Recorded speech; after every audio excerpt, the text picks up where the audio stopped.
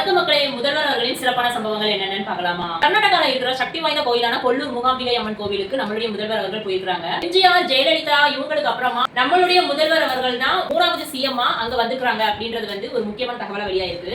இந்த மூகாம்பிகை அம்மன் கோவிலுக்கு ஒரு தனி சிறப்பு வரலாறே இருக்கு. இங்க மக்கள் போறதுக்கான காரணம், முப்பெரும் தேவியான சரஸ்வதி, லட்சுமி, பார்வதி அம்மன் 3 பேரும் சேர்ந்த ஒரு உருவம் தான் மூகாம்பிகை அம்மன் அப்படின்னு சொல்றாங்க. இன்னொரு காரணம் என்னன்னா, கல்வி, அறிவு மற்றும் வெற்றிக்காக ஆயிரக்கணக்கான பக்தர்கள் இங்க தினமும் வந்துகிட்டே இருக்கிறாங்க.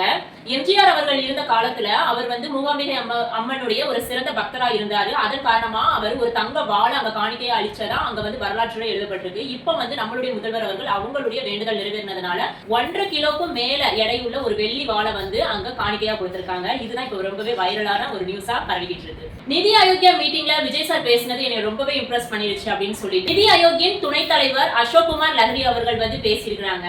இது வரைக்கும் நான் அவரை மூவில தான் பார்த்திருக்கேன், நேர்ல பார்த்ததே கிடையாது. ஆனா அவர் சொன்ன ஒரு வார்த்தை என்னை ரொம்பவே இம்ப்ரெஸ் பண்ணிருக்கு. 2035க்குள்ள நம்மளோட தமிழ்நாட்டின் பொருளாதாரத்தை $1.5 trillion அளவுக்கு உயர்த்த போறதா சொன்ன விஷயம் என்னை ரொம்பவே இம்ப்ரெஸ் பண்ணிருச்சு அப்படின்னு சொல்லியிருக்காங்க.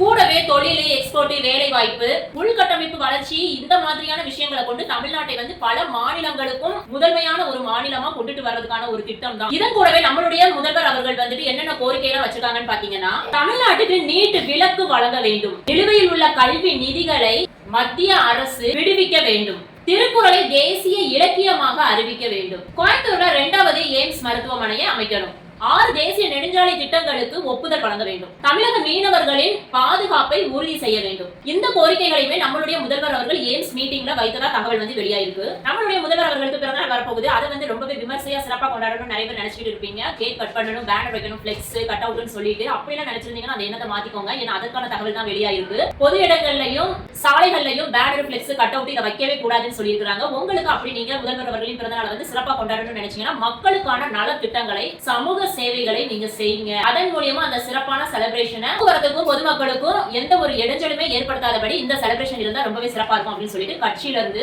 அறிவிச்சிருக்காங்க. ராமநாதபுரம் சக்கரக்கோட்டை மேல்நிலை பள்ளிக்கு பக்கத்துல ரொம்ப நாளா ஒரு டாஸ்மாக் இயங்கி வந்துகிட்டு இருக்குது. அதை மூட சொல்லி எவ்வளவோ போராட்டங்கள் நடத்தியும் கோரிக்கைகள் வைத்தும் எந்த ஒரு அரசாங்கமும் அதற்கான எந்த ஒரு நடவடிக்கைகளையுமே எடுக்கவே இல்லை. ஆனா அந்த டிவிகே அரசுல அந்த கோரிக்கையை ஏற்றுக்கொண்டு அந்த பள்ளிக்கு அருகில் இருக்கிற டாஸ்மார்க்கை அடைச்சதுனால அந்த ஊர் மக்கள் முதல்வரை பாராட்டி பெரிய பேனர் ஒண்ணு வச்சிருக்காங்க. அது ரொம்பவே வைரல் ட்ரெண்டிங்கா இருக்கு. கிருஷ்ணகிரி பக்கத்துல ஒரு சிறுமி ஒருத்தவங்க வீடியோல கோரிக்கை ஒண்ணு வெளியிட்டு இருந்தாங்க முதல்வர் அவர்களுக்கு. அதாவது மழை பெஞ்சப்போ பயங்கரமான இடியில ஒரு வாட்டர் டேங்க் ரொம்பவே சேதாரம் ஆயிடுச்சு. பக்கத்துல ஸ்கூல் இருக்கிறதுனால நாளும்போது அந்த வாட்டர் டேங்க்னால அந்த ஸ்கூலுக்கு எந்த ஒரு பிரச்சனைனாலும் வரலாம்னு சொல்லிட்டு அந்த பொண்ணு அந்த வீடியோவை பகிர்ந்திருந்தாங்க.